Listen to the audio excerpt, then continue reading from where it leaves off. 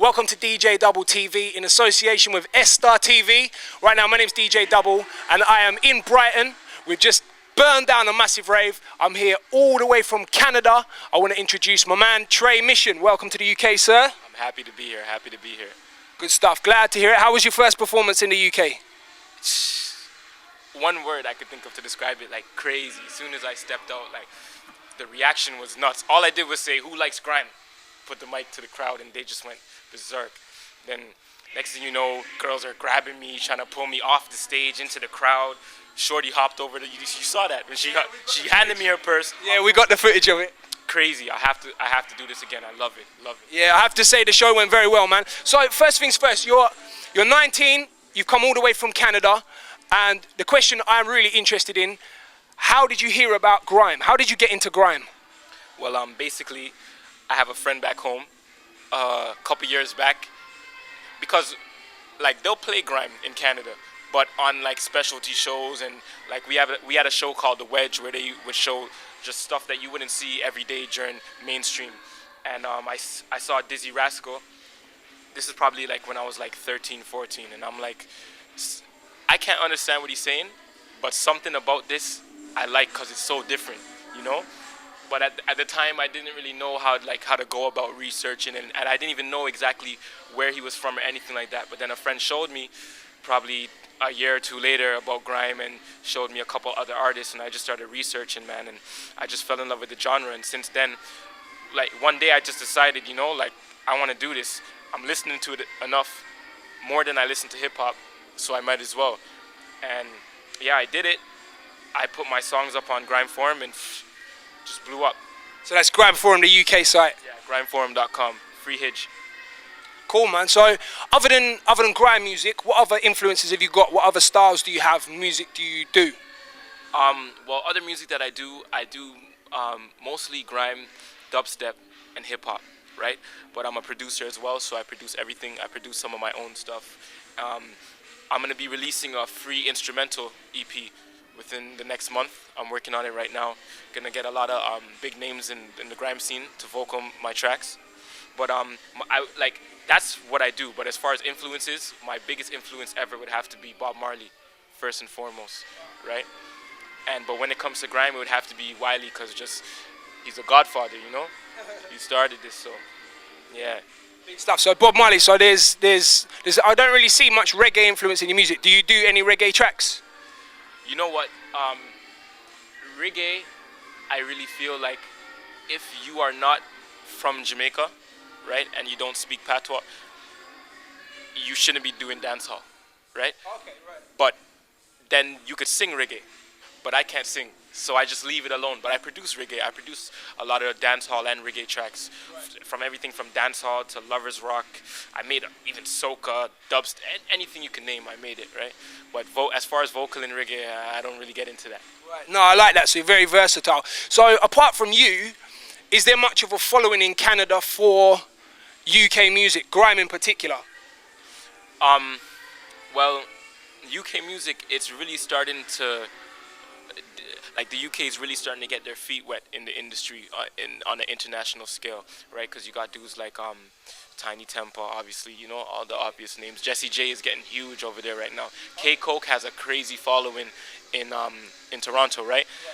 But as far as grime, there are people who know about it, right? And the people who know about it are very enthusiastic about the genre. We have promoters, 1 or 2 radio shows. My dude Freeza Chin back home, he does a grime radio show. He's a DJ.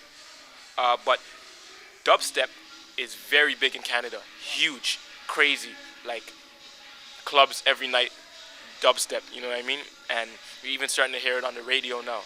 So I would say, yeah, UK music is definitely gaining a following in Canada, especially where I'm from, Toronto, just because a lot of the slang is synonymous to UK and London. So right away, just like I did when I'm hearing certain songs and when other people are hearing certain songs and they're hearing terms and terminology that derives from West Indian slang and culture, but rubbed off on the children of immigrants and immigrants who emigrated to Canada, it's like an automatic connection, right? And that's part of what drew me towards grime, and that's part of what draws a lot of people towards UK music in where I'm coming from, anyways, right?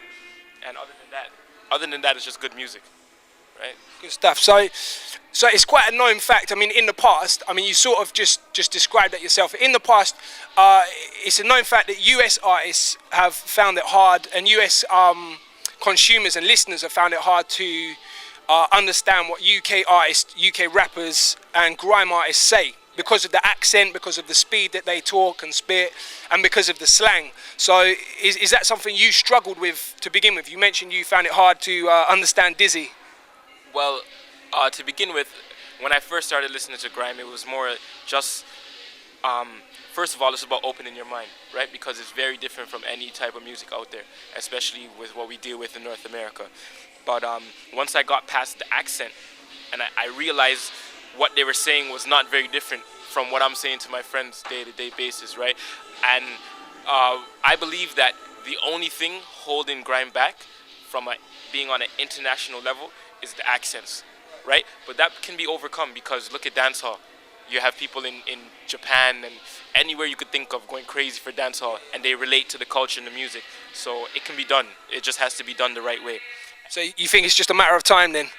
Yeah, because you have people like me embracing the music I'm embracing the music, and the UK is embracing me, embracing the music, right? So it's just a big circle, and everybody has to pat each other on the back and give each other that push back and forth, no matter what it is. As long as the music is quality, then give props where props are due.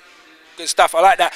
You've received a lot of support from big established UK artists, people like JME, people like Skepta, and I mean, I've noticed a lot of chatter back and forth on Twitter between you and Wiley. Have you worked with any of those guys yet? Is there any plans in the future to work with them? Well, yeah, those are my peoples. Wiley, we actually have a song together that is dropping tomorrow. Actually, no, what's today? Friday. Yeah, today's the 11th. So on the 14th, Monday, 14th of February, I'm going to the Logan Sama show and with JME, and they're gonna premiere my new song with Wiley.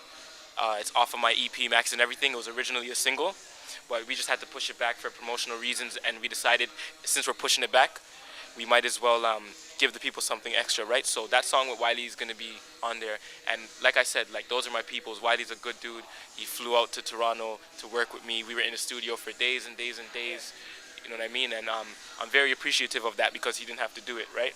And I'm very appreciative that people like JME, P Money, etc., are showing me love. You know what I mean? And yeah. And of course, you just met Temps downstairs, Temp Party. Yeah, you know what's crazy? Temp Party is actually, I spoke to him before anybody. Like, no one knew who I was when I was speaking to Temps and telling him, yo, I'm just starting to make grime, let me send you some beats, whatever. And he was all for it, gave me his email and everything. So it was a bit surreal seeing Temps and Scorcher in person. Scorcher's also one of the first people to show me love on Twitter back in the day when I dropped like one of my first grime joints, right? So it's a good feeling. Cool, man, that's good. So how about outside, while you're in the UK, outside of the grime scene, is there any UK artists or producers that you want to work with or are going to work with while you're here? Outside of the grime scene, well, Tru Tiger, they're dubstep. I look at grime and dubstep as, yeah. So, but yeah, Tru Tiger, a lot of dubstep people. Who else? I like Nero. Nero's really good. I like Jack Wub. I like Ellie Golden. But Imogen Heap's amazing. She produces all her stuff, writes, records it, and like, she's a big inspiration to me. Even though our music, like, she sings and does trip hop and contemporary and all that, but she's a big influence in my music. Wicked, man, that's great. So one thing that UK grime artists have been criticised for, people in particular, Skepta, Chipmunk, Tinchy Strider, is the fact that to become massively commercial on a nationwide scale, they almost have to what people call selling out, make a commercial tune to get played on the Radio 1 playlist and actually make some money and rise from the underground. How do you feel about that as an artist? Do you think it's something that needs to be done as a grime artist to get noticed on a national scale or even an international scale? Okay, well, if they're doing that, right, and achieving that crossover success, all that means is that that's what the majority of the people want from them over here in the UK, right? Is what people will call pop or commercial. So you can't really blame them for giving the people what they want and making a living and feeding their family off of it at the same time. But I also feel like when you come from an underground scene that grime, they'll embrace you like you're Jay-Z. When you come, you see how like people want to take pictures with me, and you know what I mean? It's my first time ever here. You see how they treat temps, right? So when you're coming from a scene that shows so much love from the ground up, and without the frills and everything, just solely the music, then I feel like you owe it to them to keep giving them what they want also. Because if it wasn't for them, other people would not have opened your eyes and given you the opportunity to make that crossover music. Because a lot of dudes that do crossover, pop, whatever you want to call it, coming from the grime scene, they didn't know anyone even producing tracks like that. But it's only because what they were doing in grime, someone must have seen them and said, this dude has something, and gave them links or whatever, hooked them up. So I just think that they owe it to the fans that brought them where they are to keep giving them what they want. And their new fans deserve to get what they want as well. Of course, man. So online, you've just put out the Practice Mission EP. What about an album? I mean, what about future tracks? Obviously, that's fresh, that's brand new. You mentioned your release with Wiley coming on Monday the 14th. Like I say, what about an album or other tracks? What have you got planned? Well, you see, I'm somebody, like, I'm very particular about my music, right? And if it's not sounding right, I won't put it out. I'll go back and do it over and over and over and over again. If I do it too many times and I feel like I'm forcing it, I'll scrap it completely. So every time I've been doing these projects, like my first project was Don't Think. I dropped that in May, and I must have pushed that back like 3 or 4 times. So that was May 2010, right, last year? 2010.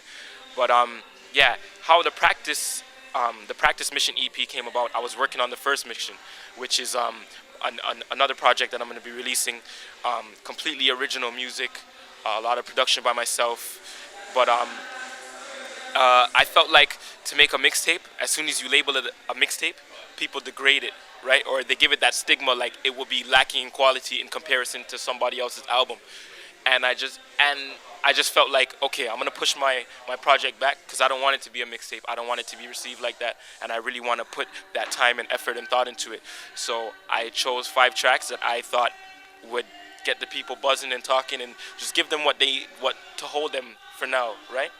And that was really like a last minute thing. Like, we just put it together, and the reception is crazy. Within the first hour, it was like tons of downloads. Everybody's showing me love, hitting me up on Facebook, Twitter, at Tre Mission, Twitter.